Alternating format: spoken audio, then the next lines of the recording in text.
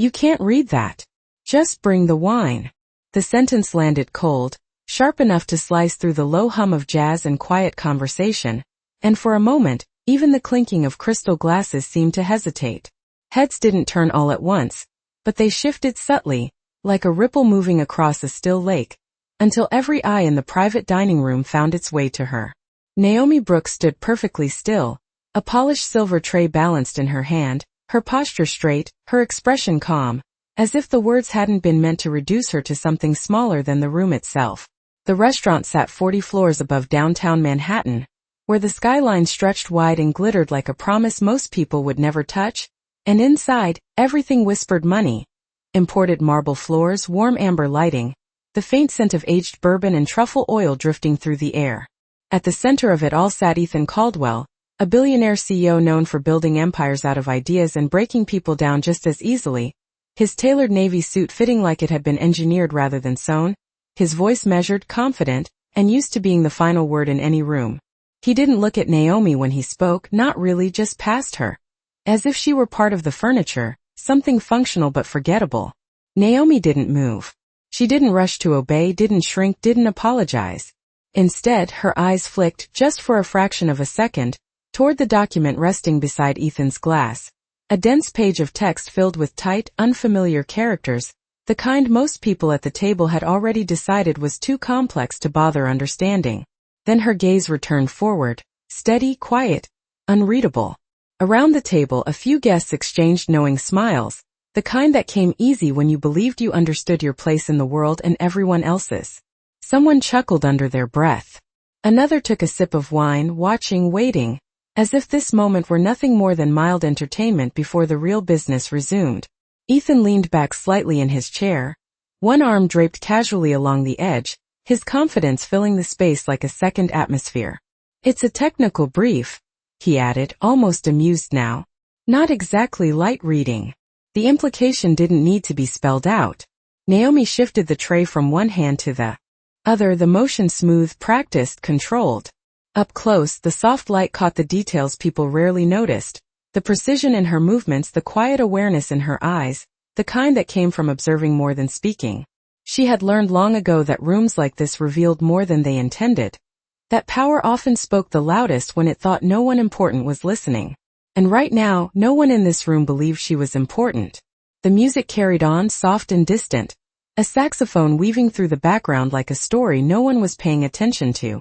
Outside, the city pulsed with life, taxis crawling through traffic, lights blinking in endless patterns. But inside this room, time felt narrower, focused, drawn tight around a single assumption that had just been spoken aloud. Naomi let the silence stretch. Not awkward, not defensive, just long enough to settle into the space between them, before her gaze drifted once more to the document, this time lingering, absorbing, understanding. She said nothing yet. Not because she couldn't, but because moments like this were not about reacting. They were about choosing exactly when the room would change. Naomi did not reach for the wine. Not yet. Instead, she stepped closer to the table, the soft soles of her shoes silent against the polished marble, and for the first time that evening, she allowed herself to look directly at the document beside Ethan's glass, not with hesitation, but with quiet certainty, as if the page had been waiting for her rather than the other way around. Ethan noticed the shift not because it was loud but because it was different, and in rooms like this anything different stood out. His fingers tapped once against the table, slow, controlled, the rhythm of a man used to setting pace and expecting others to follow. "What is it?" he asked, his tone edged with mild impatience, though there was something else beneath it now, something closer to curiosity than he would have liked to admit. Naomi did not answer immediately. She set the tray down carefully on the edge of the table, aligning it with the precision of someone who paid attention to details others ignored, and then without asking for permission, she picked up the document. A few eyebrows lifted around the table. One guest leaned back slightly, another exchanged a glance with the person beside him, the unspoken question passing between them as clearly as if it had been said aloud. "Who does she think she is?"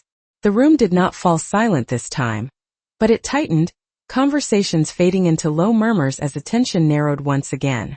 Naomi held the paper gently, her fingers steady, her posture unchanged, but something in her presence had shifted, something subtle yet undeniable.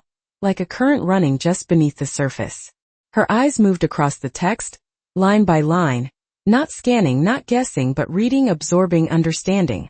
Ethan watched her now, fully, his gaze no longer drifting past her but fixed, calculating, searching for the moment she would hesitate, the point where the act would reveal itself as nothing more than overconfidence. It did not come. Seconds stretched, then folded into something heavier, something that began to press against the assumptions everyone in the room had made without thinking. Naomi exhaled softly, almost inaudible, and then she spoke, her voice calm, clear and measured, carrying just enough to reach every corner of the table without forcing itself into the air. She began to read, the unfamiliar language flowing effortlessly, each word precise, each phrase shaped with care, as if she had done this 1,000 times before in rooms far quieter and far less forgiving. The effect was immediate, though not explosive, not dramatic, but something deeper, something that unsettled rather than shocked. One man lowered his glass halfway to the table and forgot to set it down. Another leaned forward, his expression shifting from mild amusement to focused attention. Across from Ethan, a woman who had been scrolling through her phone slowly placed it aside, her eyes narrowing slightly as she listened more closely. Naomi did not rush. She did not perform. She simply continued, her voice steady, moving from sentence to sentence until the meaning beneath the words began to surface, and with it something else, something that did not belong. She paused, just briefly, her gaze returning to a specific line, and when she spoke again, her tone remained even, but the weight of her words changed. "There is an inconsistency here," she said, not as a question, not as a challenge, but as a fact. The room stilled again, this time sharper, more focused, like a lens snapping into clarity. Ethan's jaw tightened almost imperceptibly, his fingers stilling against the table as he leaned forward, his attention no longer casual, no longer distant. "What kind of inconsistency?" he asked, quieter now, the confidence still present but no longer absolute. Naomi met his gaze, not with defiance, not with pride, but with a calm certainty that did not need to prove itself. "The figures in Section 3 do not match the projection model described in Section 5, she said, her voice steady. "If this is signed as written, the loss would not be theoretical." The words settled into the room, not loudly but heavily, and for the first time that night, the power in the room shifted, not all at once, not dramatically, but enough that everyone felt it, even if no one said a word. The words did not echo, but they settled, heavy and precise, like a weight placed carefully in the center of the table where no one could ignore it. For a moment no one moved.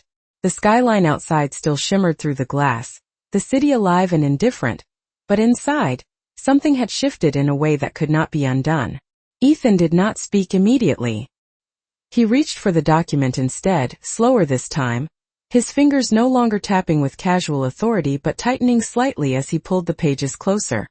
His eyes scanned the section Naomi had pointed out, not quickly, not dismissively, but with a focus that revealed something rare for him in public settings, uncertainty. Around the table the energy changed in subtle ways. One guest leaned forward, elbows resting lightly against the polished surface, another adjusted his seat as if trying to get a clearer view, and the woman who had set her phone down earlier now watched without blinking, her attention fully anchored to the moment unfolding in front of her. Naomi remained where she stood, hands relaxed at her sides, her posture unchanged, as if she had simply completed a task rather than interrupted the natural order of the room. She did not rush to explain further. She did not fill the silence. She let it expand because silence, she had learned, often forced people to see what they had been avoiding. Ethan's brow tightened, almost imperceptibly, as his eyes moved between the sections she had referenced. Section 3. Section 5. Numbers that had once felt like confirmation now began to misalign under scrutiny, small at first, then increasingly difficult to justify. He flipped the page back, then forward again, his movements controlled but no longer effortless. "That is not possible," he said finally, though his voice had shifted, quieter, less certain, as if the statement was meant more for himself than for anyone else in the room. Naomi did not challenge him. She did not need to. Instead, she spoke again, her tone steady, respectful, but grounded in something that did not bend easily. "The conversion rate used here assumes a fixed margin," she said, lightly indicating the line without stepping closer. but the projection model adjusts for volatility. The two cannot both be correct. A faint murmur passed through the table, not loud enough to interrupt, but enough to signal that the room was no longer aligned with Ethan's certainty. Someone whispered, barely audible, "She is right." Another guest reached for his own copy of the document, flipping quickly to the same sections, his expression tightening as he followed the logic step by step. The numbers did not lie. They did not care about titles or reputations. They simply revealed what was there, and now under Naomi's voice, they were being seen clearly for the first time. Ethan leaned back slightly, the movement subtle but telling, as if the chair that had once supported his authority now required something more from him. He looked at Naomi again, really looked this time, not through her, not past her, but at her, as if trying to reconcile the person he had dismissed minutes ago with the one standing in front of him now. "How do you know this?" he asked, and the question carried something new, not accusation, not mockery, but genuine need. Naomi held his gaze for a brief moment, not long enough to challenge, but long enough to answer without words before she spoke. "Because I have read models like this before," she said simply. "No explanation. No justification. Just truth." The room absorbed it differently than before. There were no smiles now, no quiet laughter, no casual dismissals. Only attention. Only recognition. And in that recognition, something else began to form, something Ethan could feel even if he could not yet name it. Control, the kind he had built his life around, was no longer sitting comfortably in his hands. It had shifted quietly, decisively, into a place he had not expected, and for the first time that night the most powerful man in the room was no longer the one who understood it best. The silence did not break all at once, but it began to crack at the edges, like glass under pressure, each second stretching longer than the last as the truth settled deeper into the room. Ethan's grip on the document loosened slightly, not out of carelessness, but because the weight of it had changed. It was no longer just paper and ink. It was risk. Real measurable risk. He turned another page, slower now, his eyes tracing the numbers again, searching for a way to restore the certainty he had walked in with, but the alignment was gone. The structure no longer held. Across the table, one of his senior advisors cleared his throat quietly, then leaned in, his voice low but firm enough to be heard. "She is correct," he said, not looking at Naomi, but at the document itself, as if acknowledging the truth required less confrontation that way. "If this goes through as written, the exposure could exceed $200 million within the first fiscal year." The number did not need to be repeated. It landed with its own gravity, pulling every remaining assumption down with it. A faint shift moved through the room, not dramatic, not loud but unmistakable. Postures straightened. Expressions tightened. The easy confidence that had filled the space earlier was replaced with something sharper, more cautious, more real. Ethan exhaled slowly through his nose, the kind of controlled breath that came from years of managing pressure, but this was different. This was not a negotiation tactic or a calculated pause. This was recalibration. He set the document down carefully, aligning it with the edge of the table as if restoring order to something that had slipped out of place, and then he looked at Naomi again. There was no dismissal in his gaze now, no casual disregard, only focus, measured and deliberate. "Where did you learn to analyze projections like this?" he asked, and this time there was no audience in his tone. No performance. Just a question that needed an answer. Naomi did not rush. She had learned that answers carried more weight when they were not forced into the moment. "From studying them," she said simply, her voice even, her words landing without decoration. A few guests exchanged glances, not skeptical now, but curious, trying to place her, to fit her into a category that made sense to them, but nothing about her fit cleanly anymore. Ethan held her gaze a fraction longer, then nodded once, not in agreement but in acknowledgement, the kind that signaled a shift no one would have expected when the evening began. He turned slightly toward his team. "We pause this discussion," he said, his voice regaining its steadiness, though it carried a different weight now. "We review every line before moving forward." There was no argument. No hesitation. The decision moved through the group quickly, accepted without question, because even in uncertainty, authority still had its place, but now it was guided by something else, something he had not anticipated. Awareness. Naomi reached for the tray again, lifting it with the same quiet precision she had carried all night, as if nothing had changed, as if she were returning to the role everyone had assigned her just minutes ago. But the room did not see her the same way anymore. Could not. As she turned to step away, one of the guests spoke, unable to hold back the question that had been building. "Why are you working here?" he asked, not with condescension but with genuine confusion. Naomi paused, just briefly, her back still to the table, her hand steady on the tray. Then she answered, her voice calm, unshaken. "Because this is where I am tonight. No explanation. No apology. Just truth." And somehow, that answer unsettled the room more than anything else she had said. Naomi did not look back as she moved away from the table, her steps measured, her pace unhurried. But the air behind her had changed in a way she could feel without turning around. Conversations did not resume the way they had before. They did not flow easily or fill the space with casual confidence. Instead, they started in fragments, quieter, more careful, as if everyone in the room had suddenly become aware that something important had been overlooked right in front of them. At the service station near the edge of the room, Naomi set the tray down and reached for a clean cloth, her hands steady, her movements precise, but her eyes distant for just a moment, reflecting something deeper than the polished surface in front of her. She had been in rooms like this before, not this exact one, not this exact table, but rooms where power assumed it was absolute, where people spoke as if they could define the value of others with a glance or a sentence. And she had learned over time that those rooms were often the ones that understood the least. Behind her, Ethan remained seated, but he was no longer anchored in the same way. The document rested in front of him, but it was no longer the center of his attention. His gaze had shifted, following the path Naomi had taken, not openly, not in a way that would draw attention, but enough that those closest to him noticed. One of his advisors leaned in slightly, lowering his voice. "We need to run a full audit before anything moves forward," he said, his tone professional, controlled but edged with urgency. Ethan nodded once, a small motion but decisive.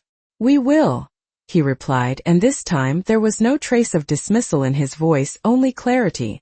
Across the table, the woman who had been watching earlier spoke, her voice calm but thoughtful.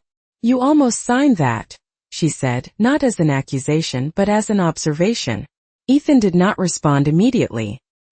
He looked down at the numbers again, then back toward the service area, where Naomi stood partially turned away, adjusting a row of glasses under the warm light. "Almost," he said quietly, and the word carried more weight than any explanation could have.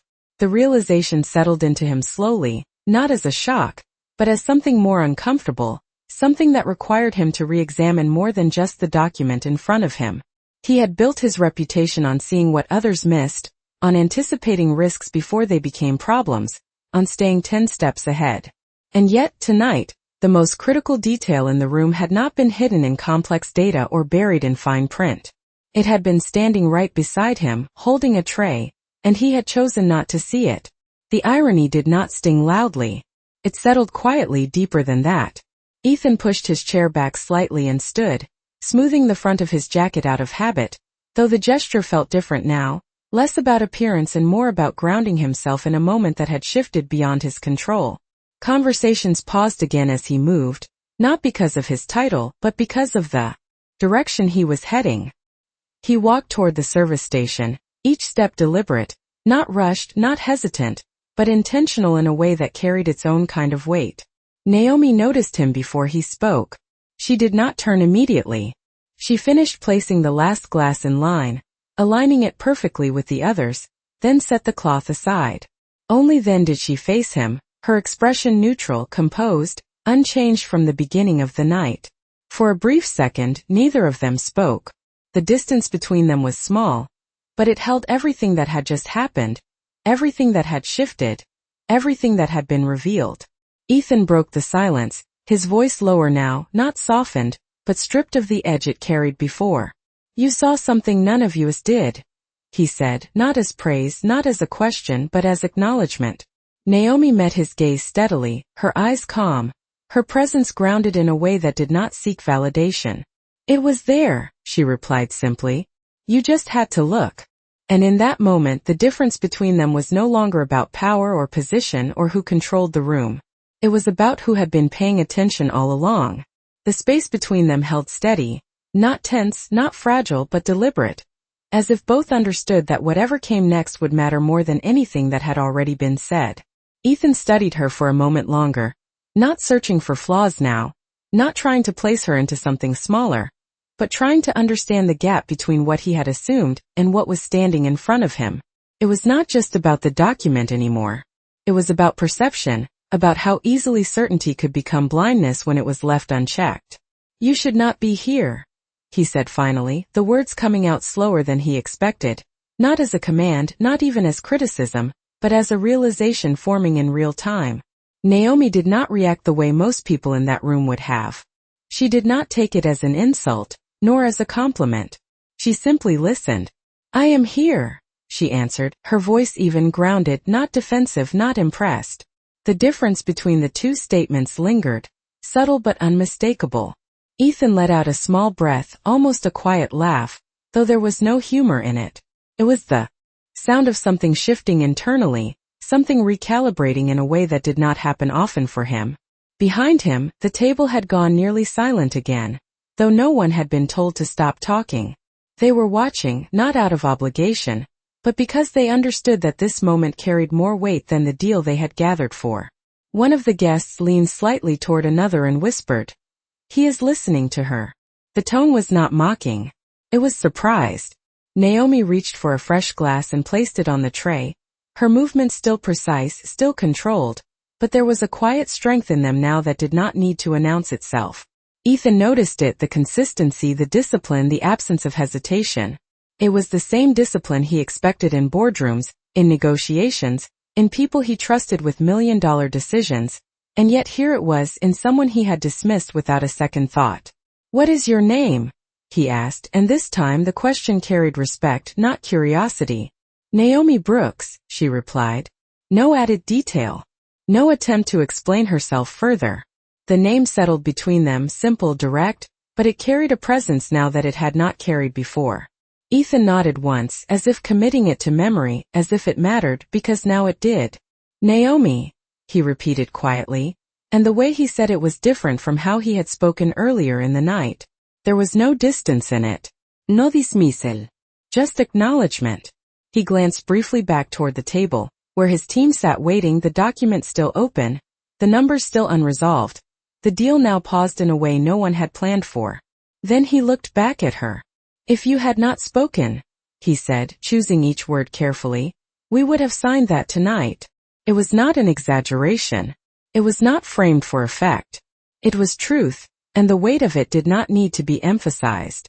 Naomi held his gaze for a moment, her expression unchanged, but her eyes carried something deeper than the room had noticed before, something shaped by experience, by observation, by years of being underestimated and learning from it instead of reacting to it. "Then it is good I did," she said simply. "No pride. No triumph. Just clarity." The simplicity of her response did something unexpected. It stripped the moment of drama and left only its meaning behind. Ethan straightened slightly, his posture adjusting not out of habit, but out of awareness, as if he was standing differently in the presence of someone he had not understood before. Around them the room remained still, not because it was forced to be, but because no one wanted to interrupt what was unfolding. Power had not disappeared. It had not been taken. It had been redefined quietly, in a way that no one in the room would forget. And for the first time that night, Ethan was no longer the one setting the terms of the moment. He was the one learning from it. The room did not return to what it had been, not even close, because something invisible had already been rewritten, and no one in that space could pretend otherwise. Naomi lifted the tray again, her movements unchanged, her rhythm steady, but now every step she took carried a presence the room could not ignore. Conversations resumed, but they were different, quieter, edged with thought instead of certainty, as if everyone was recalculating not just the deal, but their own assumptions. At the table, Ethan remained standing for a moment longer before turning back, his mind no longer fixed on closing a deal, but on something far less familiar to him, understanding how he had missed what was right in front of him. He returned to his seat, but he did not sit immediately. Instead, he looked at the document once more, then at the faces around him, people who had trusted his judgment, people who had followed his lead without question, and for the first time that night, he did something subtle but significant. He paused without pretending he had all the answers. "We are rebuilding this from the ground up," he said, his voice steady, but now shaped by caution instead of certainty. No one objected. No one challenged. Because they had all seen it. They had all heard it. And more importantly, they had all felt the shift. Across the table, his senior advisor nodded slowly, already making notes, already recalculating timelines, projections, risks. The deal that had once seemed inevitable was now uncertain, and yet, strangely, more real than it had been before. Ethan finally took his seat, but his posture was different, less rigid, less performative, as if he had stepped out of a role he had played for too long. His eyes drifted once more toward the service area, where Naomi continued working, pouring water for another table, responding to a quiet request, moving with the same calm precision she had carried all night. Nothing about her actions suggested she had just altered the direction of a multi-million-dollar decision. She did not seek acknowledgement. She did not wait for it. And that, more than anything, unsettled him. Because in his world, impact was always followed by recognition, by leverage, by negotiation. But here there was none of that. Just quiet competence existing whether it was seen or not. One of the guests at the table leaned slightly forward, lowering his voice as he spoke to Ethan. "You are not going to just let that go, are you?" he asked, not accusatory but curious, as if he could not imagine a world where something like this did not lead to immediate action. Ethan did not answer right away. He watched Naomi for a second longer, observing not just what she did but how she did it, the consistency, the discipline, the awareness that did not fluctuate based on who was watching. Then he leaned back in his chair, his expression thoughtful, measured. "No," he said finally, his voice quiet but certain. "I am not." The answer was simple, but it carried intent, not impulsive, not reactive, but deliberate in a way that suggested he was thinking beyond the moment. Around the table, a few subtle nods followed, not because they fully understood his direction yet, but because they recognized the tone. It was the tone he used when something mattered, the kind that led to decisions that shaped outcomes far beyond a single night. And yet, even as the discussion slowly returned to the document, now dissected with a level of scrutiny it should have had from the beginning, the center of gravity in the room had already shifted away from the table. It lingered instead in the quiet figure moving between tables, unnoticed by most, but not anymore by the one person who had just learned how much that had cost him. And somewhere between the sound of glasses being set down and the low murmur of recalculated numbers, a new kind of attention took root, not loud, not announced, but steady, focused, and impossible to ignore. The rhythm of the room slowly rebuilt itself, but it no longer carried the same certainty it had at the start of the night, because now every voice was measured, every assumption checked, every number questioned before it was accepted. At the center of the table, the document had transformed from a symbol of control into something far more fragile, something that required attention instead of confidence, and Ethan led the shift without raising his voice, without forcing authority, simply by refusing to overlook what had already been revealed. "Run the full variance model again," he instructed, his tone calm but precise, and this time no one rushed, no one cut corners because they all understood what was at stake. Across the table, laptops opened, fingers moved quickly but carefully, and the quiet hum of recalculation replaced the earlier ease of assumption. The numbers began to change, not dramatically at first, but enough to confirm what had already been exposed. Margins narrowed. Risks expanded. What had once looked like a clean opportunity now revealed layers of instability that had been hidden in plain sight. A few minutes passed, though they felt longer, stretched by the weight of attention now placed on every detail. Finally, one of the analysts spoke, his voice steady but carrying a note of disbelief. "If we had signed tonight," he said, glancing briefly at Ethan before continuing, "we would have been locked into a structure that loses upward of $230 million over 18 months. The exact number landed with clarity, not exaggerated, not softened, just real. No one reacted loudly. No one gasped. But the room absorbed it fully, because now there was no room left for denial. Ethan nodded once, slowly, as if confirming something he had already accepted internally. "Then we adjust," he said, not as a suggestion but as direction, and the simplicity of his response carried more strength than the certainty he had shown earlier in the night. Around the table, the team moved with renewed focus, not driven by ego, but by awareness, because now they understood that missing something small could cost something enormous. And yet, even as the work resumed, even as the deal was rebuilt piece by piece with greater care, the center of the story no longer sat at the table. It remained just beyond it. Near the edge of the room, Naomi continued her shift, checking on a nearby table, refilling a glass of water, responding with a quiet nod to a guest who thanked her, her presence steady, unchanged, untouched by the magnitude of what had just happened. But the difference now was not in her. It was in how she was seen. A man seated at a neighboring table watched her for a moment longer than necessary, then leaned toward his companion and whispered, "She is the one who caught it." The words were soft, but they carried, moving quietly through the room, not as gossip but as recognition.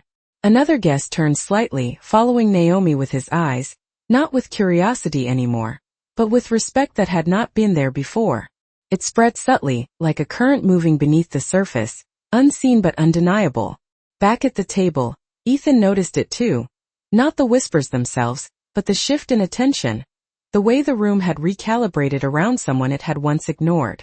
He did not interrupt it. He did not redirect it.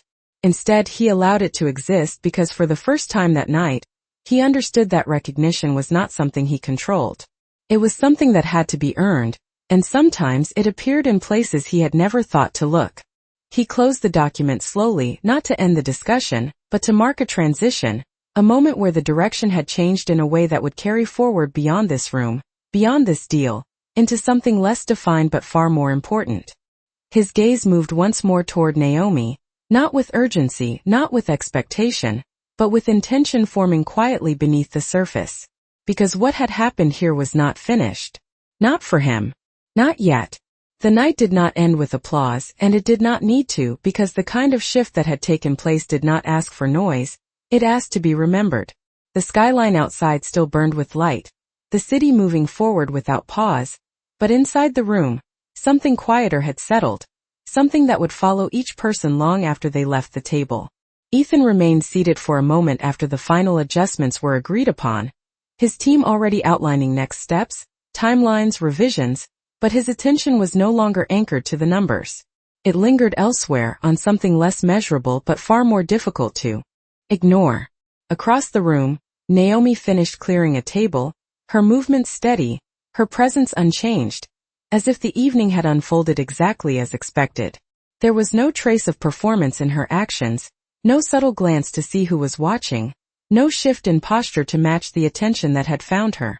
She moved the same way she had at the beginning of the night, precise, composed, grounded in a rhythm that did not depend on recognition.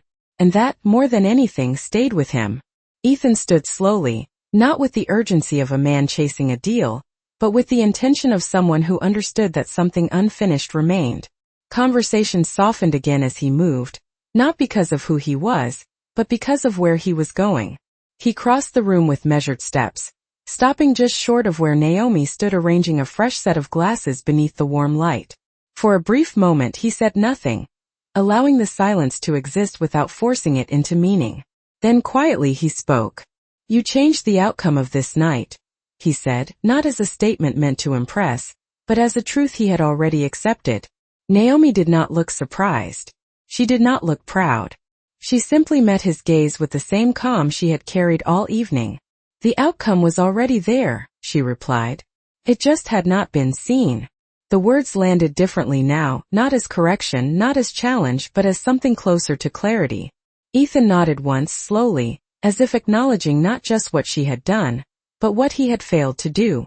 "I misjudged you," he said, and the sentence was simple, direct, stripped of anything that might soften it.